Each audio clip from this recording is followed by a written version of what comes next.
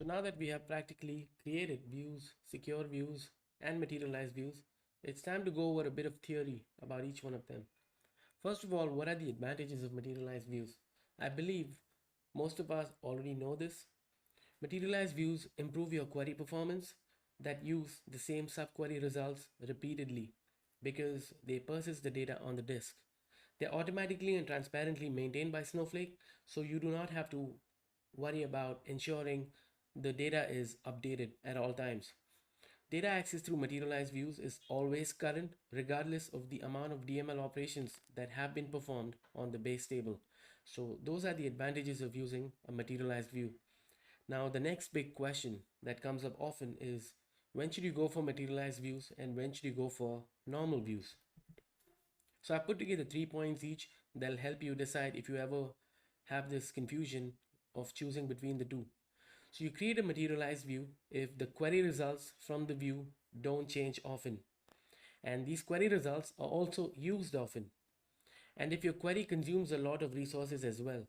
So if all of these 3 points check, you go for a materialized view. You create a non-materialized or a simple view if the results are changing often and the results of this view are not used often. Finally, if your query is not resource intensive. Now, if these 3 points check, you go for a non-materialized view. There cannot be an overlap between any 2 points between view and materialized view.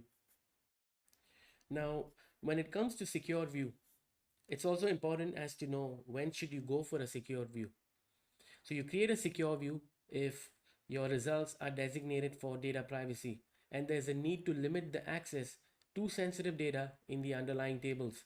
Keep in mind, you do not create a secure view for query convenience or code reusability because the Snowflake Query Optimizer will bypass certain optimization techniques when it comes to secure views. And you will realize if you create a secure view, it is not as performant as the other views. So just don't create a secure view because it sounds secure. You create it only if it's meant for data privacy purposes.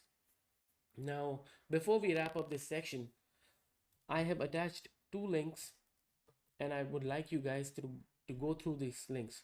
The first one is working with materialized view and the second one is working with secure views. It's good to go through the official documentation at all times because it'll help you with the practical sections that you've already done. And there's only so much theory that can be covered in a course. So please make sure you at least go through the high level points as to what can be done and what are the key considerations and important points when it comes to creating or working with views in general.